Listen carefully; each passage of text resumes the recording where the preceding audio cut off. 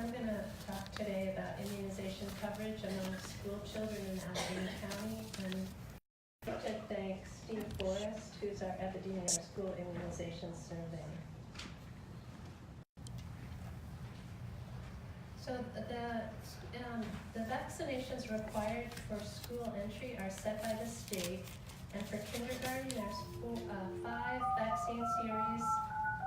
To enter 7th grade, you need 2 additional vaccines, and then last year they added a new requirement for 12th grade that you need a second meningococcal dose.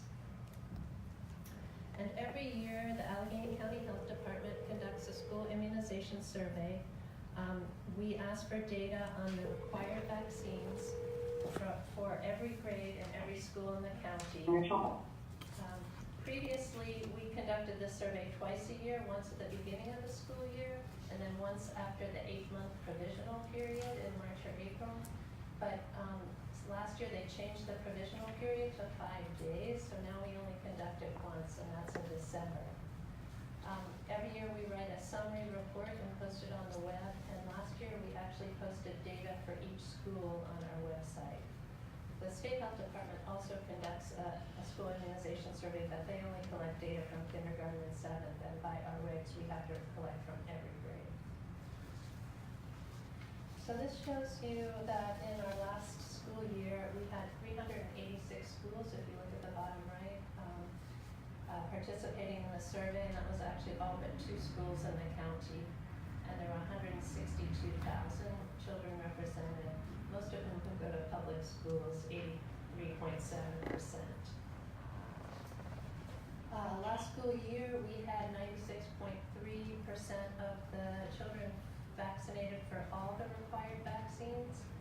0.7% had a medical exemption, 2.2% had a religious or moral exemption, and 0.7% were provisionally enrolled.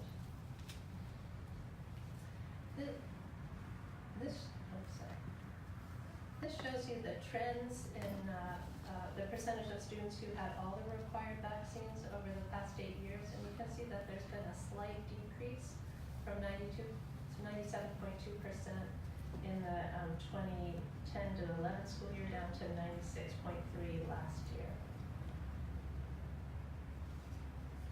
And this shows you why that might be. There's been a slight increase in the percentage of kids with religious and moral exemptions, now at 2.2%. The percentage of kids getting medical exemption is steady at 0.7% over time. This shows you the percentage of students immunized for each individual vaccine, and you can see that for each vaccine, we have over 97% coverage among kindergartners and 7th graders. For the vaccine that was just added as a requirement last year, we have 94% coverage. This vaccine was added as a requirement last year for 12th grade entry, but it's been on the ACIP recommended vaccine list for several years now. This is just a screenshot of what we show in terms of vaccine coverage by individual school. Okay, now I'm switching to human papillomavirus vaccination. It is not a required vaccine for school entry, but it has been recommended for girls since 2006 and for boys since 2011. The data that we have for the U.S. from the CDC's NIS teen survey shows that coverage is fairly low. In the U.S., 53% of girls and 44% of boys aged 13 to 17 had received the recommended doses. In Pennsylvania, it's slightly higher, at 56% for girls and 49% for boys. But at the county level, we don't have any population-based survey data for teens. What we do have in Allegheny County is we have HEDIS data from 4 health plans. We got that data in 2015 and actually haven't been able to get it since. But in that year, 25% of girls received 3 or more doses by their 13th birthday. That happiness measure has actually been changed in 2018, so it's now combined measure with the Tdap, the meningococcal, and the HPV vaccine, but we don't have any data on that yet. The other data source we have is the Pennsylvania Statewide Immunization Information System, or PASYS, which is our Pennsylvania's immunization registry. The problem with that, it's not great for assessing coverage because one, providers are not required to report to the registry. It's voluntary, even though most of them do at this point. Also, it has more records than people in the registry. So if you look at teenagers, there are actually more records than there are teens living in Allegheny County, and that's because there's some duplicates. And also when people move out of the county, often their records don't get expunged. So it tends to underestimate coverage in the county. But we do look at it because it might be a good indicator of trends. And you can see the graph on the left shows HPV vaccination coverage among 13-year-olds as per PASYS data. And you can see that every year it's a little bit higher. The bars on the two sets of bars on the left show the percentage of children who have 3 or more vaccines, then 2 or more, and then 1 or more. And same for the graph on the right, that's for 14 to 17-year-olds. And again, it shows a slight increase every year in HPV vaccination coverage. So we think that part of this increase might be due to HPV vaccination efforts that have been going on in the county. The Jewish Healthcare Foundation has had an HPV vaccination initiative, and they've really done a lot of outreach and education for providers, parents, and teenagers. Pediatrics practices have been promoting the vaccine on their websites and blogs and videos for parents. And then the Allegheny County Immunization Coalition has also done some education for providers on their web and through social media and at conferences.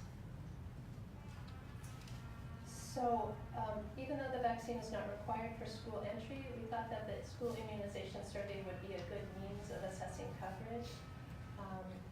So in 2015 and 2016, and then the year after, it was voluntary for school nurses to report how many of their students have received the HPV vaccine. And then last school year, we made it mandatory so that school nurses reported on the number of 7th graders who had at least 1 vaccine, and the number of 12th graders who had at least 2 vaccines. So we received data on HPV vaccination from 164 of 167 schools that had 7th graders, and of the 12,000 students enrolled, 50.8% reported having at least 1 HPV vaccine. And that, in comparison to Tdap and the meningococcal vaccine, was much, much lower. And then if you look at it by school, a median of 48% of students had at least 1 HPV vaccine. And this just shows you the distribution of coverage by school. There were a few schools that reported 100% coverage and a few schools that reported 0, so the data quality isn't perfect. But on average, as I said, the median was about 48% by school. And then for 12th graders, we received data from 96 of 100 high schools, and of 11,970 students, 54.4% reported having at least 2 HPV vaccine doses. And again, that was much lower than the coverage for the meningococcal 2-dose series. And by school, a median of 54.4, which is also the overall percentage. It turned out to be the same, with greater than 2 or more doses by school. And here's the distribution by school for 12th graders. So there are some limitations of using the school immunization survey to look at HPV coverage. One, the vaccine's not required, so parents may not provide that data to the schools. Or the school RNs who have a lot of things to do might not want to take the time to compile the statistics. Also, we're looking at 2 doses for 12th graders, and that doesn't necessarily mean they meet the requirements, because if you start the series after age 14, you need 3 doses. But we didn't want to overburden the school nurses too much, so we're just asking for 2 doses in 12th grade. And then some students entering 7th grade may not have had their annual 12-year-old physical exam. People entering 7th grade tend to be 12 years old, but there's still time for them to get the vaccine. So in summary, our overall coverage for required vaccination is high in Allegheny County among children attending our schools. Religious and moral exemptions have increased slightly over the past 6 years. The new addition of the meningococcal requirement for 12th graders is already at 94% coverage, and that's probably because it's been recommended for many years before now. And then for monitoring HPV coverage, we think this is going to be a good way for us to monitor trends in coverage, more useful than what we have now. But we need to do some more QA or some more follow-up with schools to make sure that we're getting accurate information. And we still need continued efforts to increase our HPV vaccination coverage in the county. That's what I have. And I'd like to thank all the school nurses who do a ton of work every year to compile this data for us. Thank you. So you showed a very slight decline in immunization rates. Is that something that we're looking at? Is that, you think that's a trend, or what are your thoughts about that? Well, I think there's a very slight decline in the percentage of kids who got all the required vaccines, and I think it's because mostly of the slight increase in religious moral exemptions. So we are keeping an eye on it. It's not nearly so bad here as it is in other places like California. We really have really high overall rates, so we're not too concerned at this point, but we definitely are tracking it. I do want to mention, though, that we have now made it visible to families if you're interested in the vaccination rate at your own personal school that your child is going to. You can now get that on our website.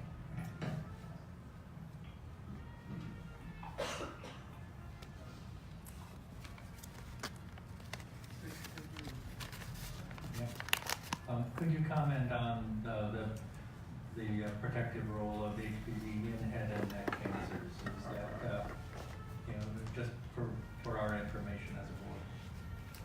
Yeah. So it seems now that I don't actually know exactly the percentage, but a high percentage of head and neck cancers are due to the human papillomavirus, and there are now more cases of head and neck cancer due to HPV in men than there are cervical cancers in women.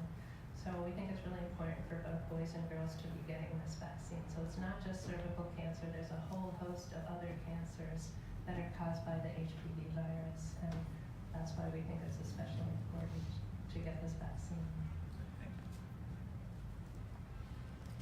Any other questions or comments? Go ahead. Could you just quickly talk about what your thoughts are for doing quality assurance with the schools and senior education and reporting? Because I noticed that in the spread there were quite a few. It wasn't, there were a couple of schools where they were just saying, oh, everybody's vaccinated, and then everybody else was coming in. There was a pretty broad spread of reporting. And I think it's unlikely that 100% are vaccinated, but I also think it's unlikely that 90 or 80 are either, given the other numbers. Actually, a lot of the schools at the extreme ends of that spectrum were very small schools, so maybe three seventh graders and non-vaccinated. So we did call the ones with 100% and 0% after last year and ask them why, and a lot of it was either it's a very small religious school and they didn't think anyone was vaccinated, they couldn't get the records, they didn't have time to put the stats together, so they just filled it in. But I think after we get the data this year, we're going to actually go out to some of these schools, and we've offered to help them compile the stats so that if they don't have time, we can go out and help them tally things up, because we do want to improve the data. And it does seem that over time, once they get used to recording it, the data do get better and better. So we've seen that with other surveys, that the first year is not so good, and then it gets better and better as they get used to doing it. Thanks. Anything else? Okay, so we've circulated, and also you have in your packet a resolution on HPV vaccine. I'm not gonna read, it's about a page and a half, I'm not gonna read the entire resolution, I'm just gonna read sort of the bottom line, which basically says, now, therefore be it resolved that the Board of Health hereby recommends that every child in Allegheny County, unless otherwise counseled by their physician, receive the HPV vaccine according to the following ACIP recommendations. And then the ACIP recommendations are cited. So when folks are ready, I'm sorry? Oh, and by the way, Caroline, did you join in? Yes, I have joined in. So, board member Caroline Mitchell has also joined me. Thanks for calling in. Yes.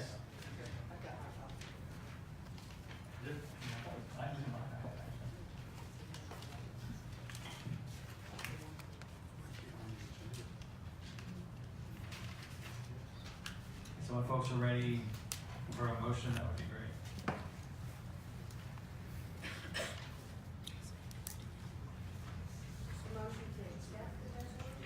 Yeah, right, so we've talked about this before with another resolution that we have. This is not this is a recommendation of the board. This is not binding, this is not a regulation. This is just a resolution from the board in terms of our recommendation.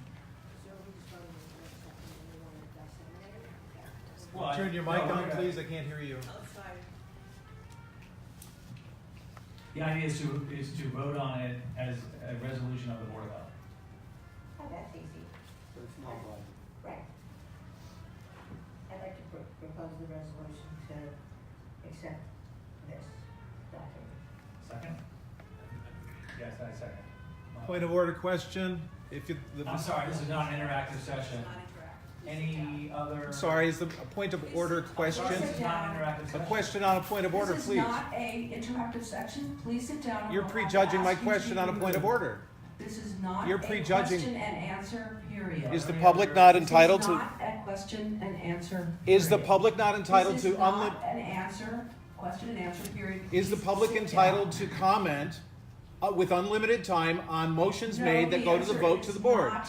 There is no question and answer period Please sit at this down. time. Please sit down, we will have to ask you to leave. Are there any comments, additional comments before we vote? Okay, all in favor? Aye. Opposed? Abstentions? Okay, thank you very much. And Todd, you noted Ms. Mitchell's response? Yes. Okay, great. Thank you.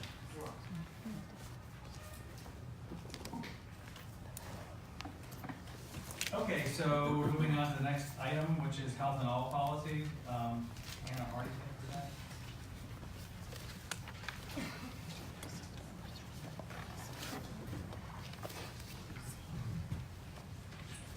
Good afternoon.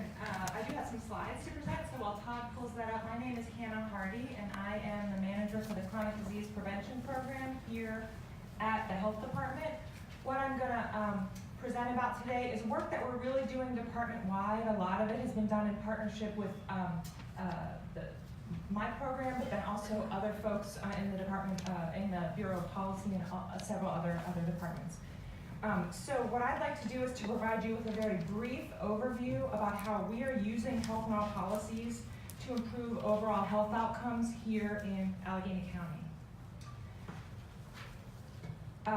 One way that we're trying to achieve our goals is via the adoption and employment of health and all policies. So health and all policies is a collaborative approach to improving the health of all people by incorporating health considerations into decision-making across sector areas. So the important things there are these are health considerations in decision-making that really goes across several different focus areas.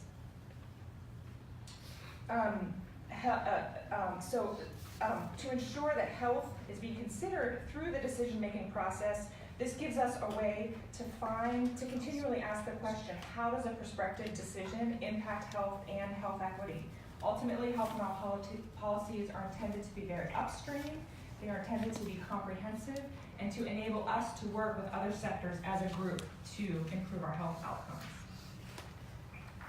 So the idea is to surround residents with healthy choices, and this gives us kind of a framework, and we're adopting this as a framework and a way to do what we always talk about, which is surround people with healthy choices, thereby making the healthy option the default option. There are several different ways for implementing health and health policies. We can convene cross-sector collaboratives. We can consider health in the policy-making process, and also look for ways to establish accountability structures in our work and the work that we're doing with our partners. So let me give you a little bit more specific examples of what we are doing here in Allegheny County. We see through our health and health policy strategies, many opportunities for implementation. We can certainly work interagency, within our own department across programs to foster more effective collaboration. We see a lot of opportunities, and we've been doing a lot of work with our partner agencies at the Department of Economic Development, at the Department of Human Services, Port Authority, things like that. I'm going to mention a couple of examples. And we also see this as an opportunity for us to be working outward facing, working with our municipalities, working with our communities. This is certainly a big part of what we're trying to accomplish with Live Well Allegheny and as our countywide health and wellness campaign. So I'm going to show you a couple of images. They're not intended for detail, just to show you the kind of universe of options that we see an opportunity with health and all policies. So this is a mapping exercise that we did, and I want to recognize Joellen Marsh, who's here with Abby Wilson. We have done a lot of work with our staff to kind of identify all the opportunities. So the details of this may not be important at this point, but those green hubs are focus areas: built environment, transportation, vacant land, housing access, food, tobacco, and mental health. And we did a brainstorming exercise to think about all of the different ways that we could work with partners internally and externally to impact health and all policies. So then the red opportunities are kind of the areas for intersection. This is really just to inspire for all of us that there's a role for several nonprofit partners, government agencies. There's a role for many different folks to play in health and all policies. All of those little, again, please don't focus on the details. Those words all represent, each of those things represents a different organization. You'll see Tobacco-Free Alleghenies on there, the hospital names, the different food pantries, things like that. It really just shows, and so this was, once we put all of this into this mapping, then we started to look at the different connections between them. So which organizations showed up in the different focus areas. It's really helping to inform our work and the connections that we are making. So let me just give you a couple of examples of how this has become real and tangible in Allegheny County. I often struggle, yes? So could you just maybe show us one of those hubs and the spokes, what that actually means? Can I walk over to the screen? Is that Yeah, oh, absolutely, yeah, please do.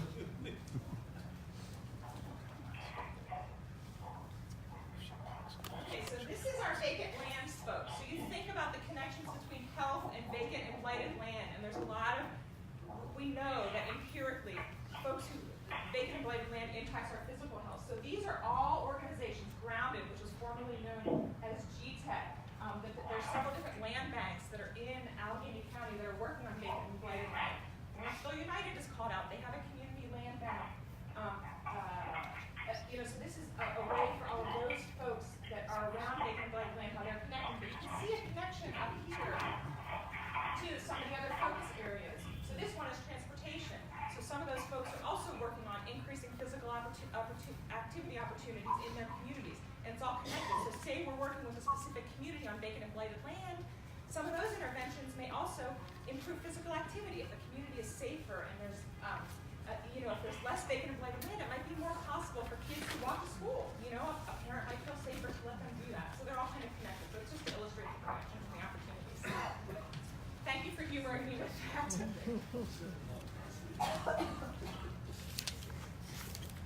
I want to make health and all policies real for us because it can be kind of an up here in the sky concept. So let me just give you 3 brief examples of things that we have done to make this tangible. Complete Streets. Complete Streets is a policy that's passed at the municipal level that really encourages making the streets safe for everybody as a way to increase physical activity. In November 2017, with many of the partners that are listed up there, we hosted a Complete Streets workshop. And there are 4 different municipalities in Allegheny County that have passed Complete Streets policies and we're working with them on implementation of those policies. This is just a technical assistance. This is an example of something that we put together for our municipalities to provide them with technical assistance. So you're interested in physical activity, here are some different steps that you can take with the ultimate goal of passing a Complete Streets policy. And then what happens after you pass the Complete Streets policy? We have done work and are continuing to do work related to health impact assessments. Health impact assessments are a very specific tool that again is used to identify action steps at the decision point that can impact health and also improve and address health equity and health disparities in our community. So in April of this year, we hosted a health impact assessment training. Over 64 folks attended. We brought in a national expert human impact partners, and we had 3 different case studies that we explored as we were increasing capacity in Allegheny County related to health impact assessments. One of our case studies, which is was looking at driver's license suspensions and getting rid of those suspensions for folks that are re-entering, was actually passed. So that was certainly not a success as a result of the health impact assessment training, but it's very much connected, because they were able to make kind of a health, talk about the health impacts of that legislation. And finally, this is my last example. The Port Authority of Allegheny County released transit-oriented development guidelines through some work that we have done. This is a screenshot of their guidelines. They have a whole section on public health and the public health impacts of transit-oriented development, which is deliberately planning higher density mixed-use development within walking distance of transit stations. So we really have a nice partnership with the Port Authority to encourage that type of activity. There are a lot of connections between Live Well Allegheny and health and all policies. Certainly a number of activities that we can do to reduce our smoking and tobacco use, increase physical activity, and also really to increase access to fresh and healthy foods. So we see strong connections between health and all policies and achieving the goals of our countywide health and wellness campaign. And finally, I would just like to suggest to the board that we continue to support and adopt this health and all policies strategy and framework that we are working on. I would really encourage and appreciate your support in that.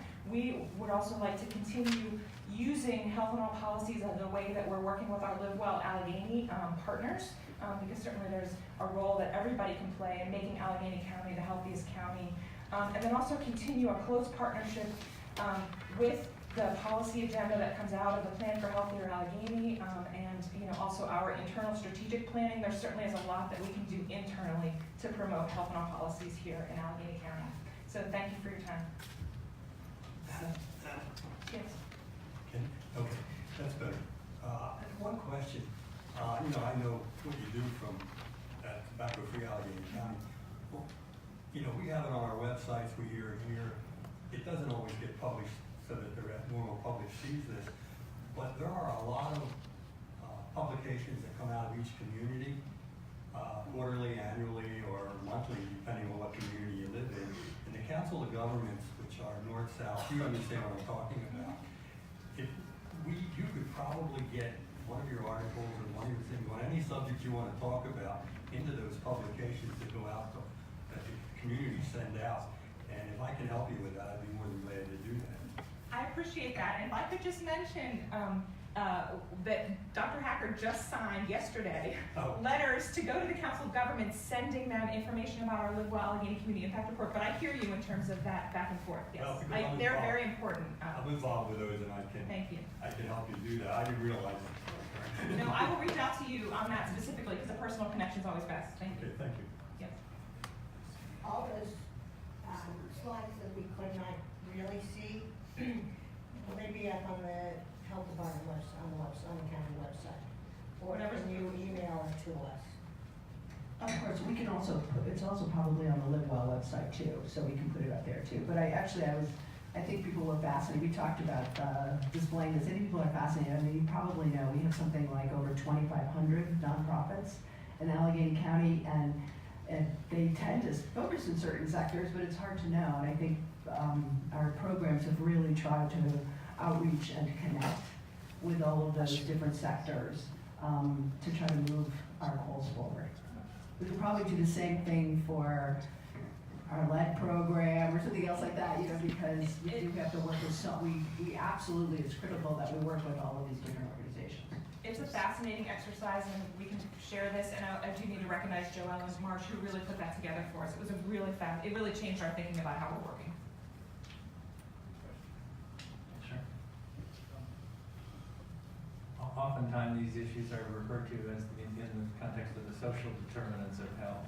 And could you sort of say does this shift the frame of reference, or is it a different way, or, you know, I'm trying to reconcile thinking in the social determinants of health and health in all policies. And could you just offer some thoughts about that intersection?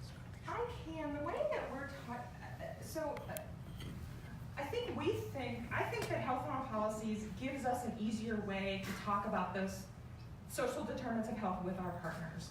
It really gives us a way to engage in a conversation around health that is, first of all, not always you need to focus on the challenges, but also gives an opportunity to focus on the opportunities. I think it's easier to understand, to be honest with you. It's less of a wonky language for us when I'm out talking at a council of government meeting with a municipal official that this isn't their full-time job. So we're starting to talk about conversations about health. So I think it is not different work, but it gives us a nice way to talk about it. I just wanted to add something to that, because I think when we talk about social determinants and the need to impact those social determinants, a lot of times those social determinants don't fall within the realm of health, right? So we have to create relationships, and I think the construct of health and all policies is essentially a tool of trying to find a middle ground almost, right? So, you know, how do you help transportation understand that what they do potentially has health implications? And if we can influence those other sectors to incorporate health, I think our chances of impacting those social determinants rises. So that leads to the second question, which was, I couldn't tell whether or not there were governmental agencies on your chart, or whether or not those were all non-governmental organizations. And because in fact, when you're talking about implementing policies, for the most part, you know, many of them are implemented through government agencies. And so I couldn't tell whether or not you had one combined set, or it's just navigating the government agencies that would affect, say, transportation and health would be not easy. Definitely government. There are a lot of government agencies on that. I see a lot of opportunity for us in county government to have an impact. So no, definitely government and nonprofits, municipal government, you know, all the levels. We actually changed those images because the first image that I had really was all about government, and Dr. Hacker said, this isn't all about government. And she's exactly right. So no, but government definitely, yeah. We were on the phone, so I don't know if she's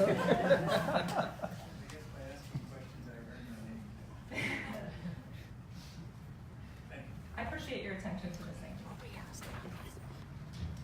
Okay, thank you very much. So now, Mr. Jim Kelly is going to be on a roll here with 6 items, all that require a vote. Okay, thank you. Before I get to these votes, I'm Jim Kelly. I'm the Deputy Director for the Environmental Health Bureau. And according to your agenda, I am here for the next 6 votes. I just want to clarify that after this first vote, that Ms. Joyce Smallwood, she will be doing the collection request from the Environmental Health Fund, and Ms. Jamie Graham, she will be doing the next 2 clean air request funds as well. So you know, I will be responding all of our time today. So this first request is from the Environmental Health Fund. If you remember last year, we came to this board to request iPads, for money from the Environmental Health Fund to pay for iPads so they can do their inspections instead of using the paper and triplicate. That was a resounding success. I mean, it's made our inspectors incredibly, they're so much more efficient, they're getting so much more work done, and despite their initial opposition, they've taken to it and it's done really well.